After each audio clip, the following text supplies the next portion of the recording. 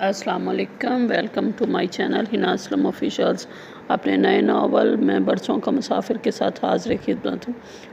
मैं बरसों का मुसाफिर एक बूढ़े शख्स की ख्वाहिशों की ऐसी दास्तान है जो इससे पहले आपने कभी पढ़ी या सुनी नहीं होगी।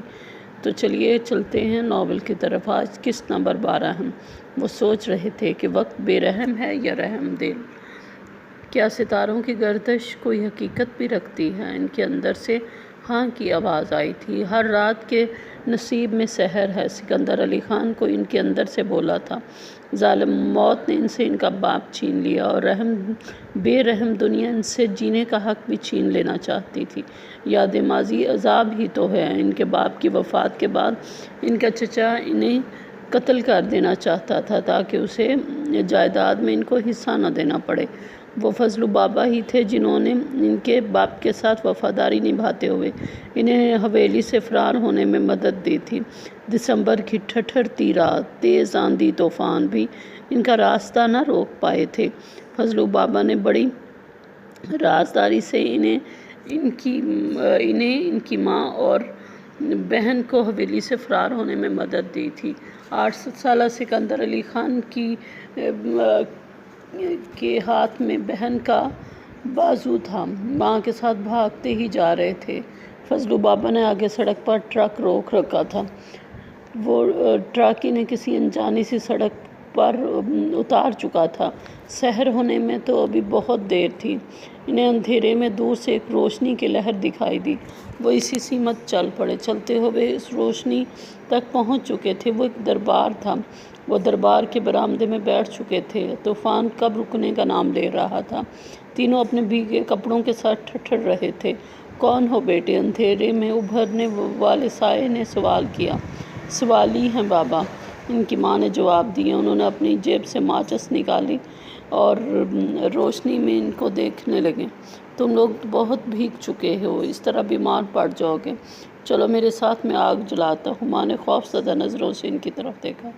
घबराओ नहीं बेटी, हम रखवाले हैं और तुम सवाली, और सवाली को खाली वापस करना इस दरबार की रीत नहीं है।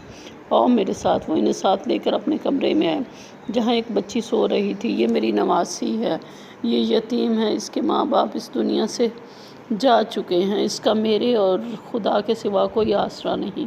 उन्होंने अंगीठी में आग जलाई और उन्हें आग के करीब बैठा दिया। जिस्मों को हरारत मिली तो पेट के दोज़ख ने भी अपना मुंह खोल लिया। 5 साल नायाब सफ़र की थकन और भूख से निढाल हो चुकी थी। माँ नायाब की हालत देख रही थी लेकिन खुददारी कहाँ इजाज़त देती थी कि बच्ची के लिए रोटी का सवाल करती। साईं बाबा उठे और माँ और रुमाल में बंधी हुई 2 रोटियां और छोटे से बर्तन में रखा हुआ थोड़ा सा सालन उनके सामने रख दिया। बेटा फ़िलहाल मेरे पास यही है, ये बच्चों को खिला दो। पेट की कुछ आग बुझी तो नींद भी अपनी आगोश में लेने के लिए बेताब होगी। बेटा मैं दरबार में सो जाता हूँ और तुम इन बच्चों को लेकर यही सो जाओ। कमरे में 2 ही चारपाइयाँ थीं। उन्होंने सकीना को सोई हुई बच्चे के साथ लिटा दिया और सिकंदर अली ख़ान को लेकर दूसरी चारपाई पर लेट गई। नरम गरम बिस्तर ने एक दफ़ा दुखों को भुला दिया। जब सिकंदर अली ख़ान की आंख खुली तो माँ जाए नमाज बिछाए नमाज पढ़ रही थी। सिकंदर अली ख़ान भी कमरे से बाहर निकले। कमरे के पछवाड़े में लगे हुए नल के से वज़ू किया और दरबार की तरफ चल दिए। दरबार के साथ बनी हुई मस्जिद में नमाज़ पढ़ी और माँ के पास चले गए। माँ भी नमाज़ पढ़कर फ़ारग हो चुकी थी। वो चारपाई से लिहाफ उठाकर चारपाई पर बिछे बिस्तर को ठीक कर रही थी। उन्होंने काम करती हूँ माँ के हाथों को अपने हाथों में ले लिया।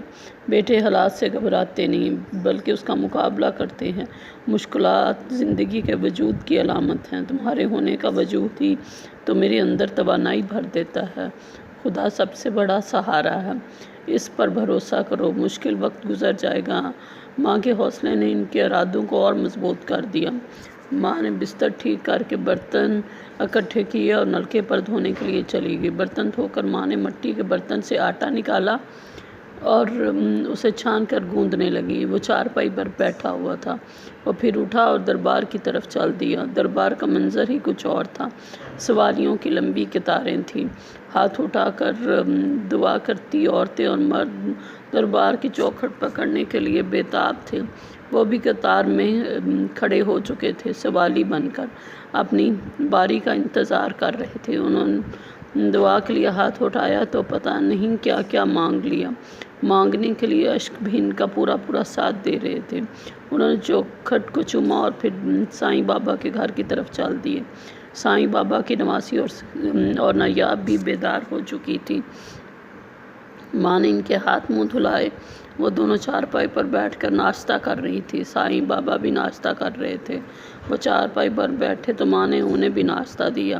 پراٹھے کے ساتھ دہی تھا، اور یہ پراٹھا اور دہی انہیں نعمتوں سے بڑھ کر لگ رہا تھا۔ جو پیٹ کا دوزخ بھرے بھلا اس سے بھی اچھی چیز ہوتی ہے۔ بیٹی اب مجھے بتاؤ کہ کس مصیبت میں گرفتار ہو؟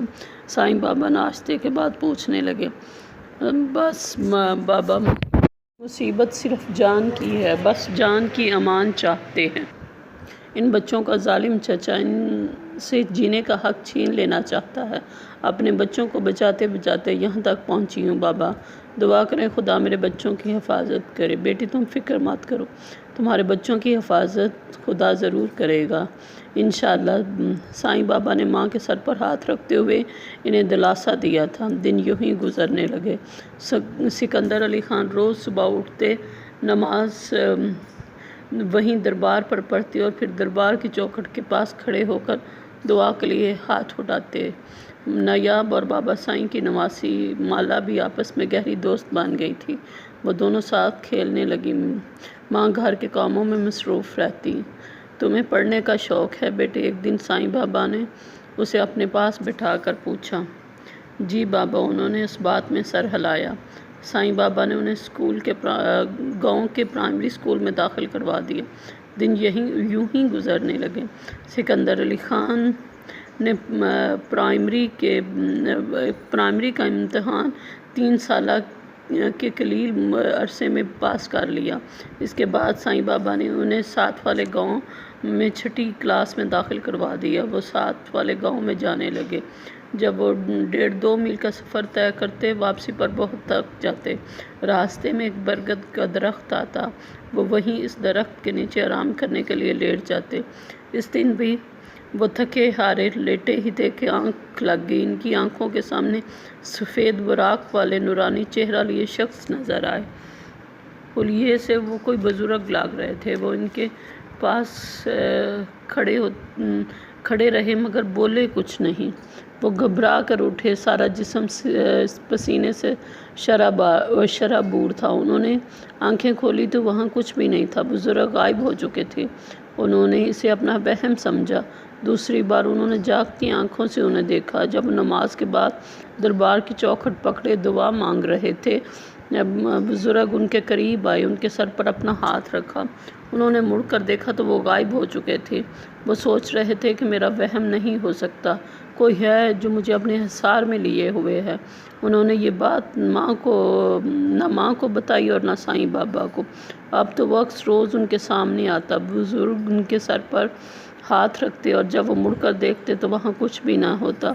مالا اور نایاب میں گہری دوستی تھی، اب وہ کافی بڑی ہو گئی تھی۔ ماں کے ساتھ گھر کے کاموں میں ہاتھ بٹانے لگی۔ سکندر علی خان بھی 6ٹھی کا امتحان پاس کر کے 7ویں میں ہو گئے۔